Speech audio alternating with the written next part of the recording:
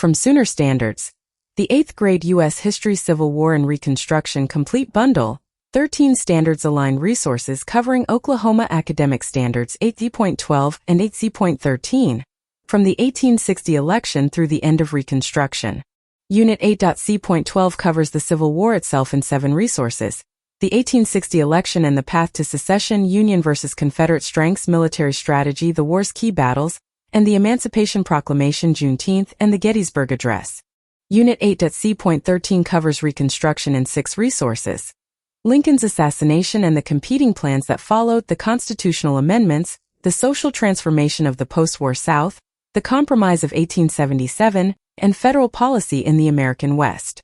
Every resource includes standards-aligned readings, activities, assessments, and answer keys, and the bundle adds a bonus file with a suggested pacing calendar, a compiled answer key, and a standards at-a-glance reference for fast grading and planning. That's over 1,000 pages covering 2 full units, ready for immediate classroom use. Save 56% versus buying each resource individually. Find it at Sooner Standards on Teachers Pay Teachers.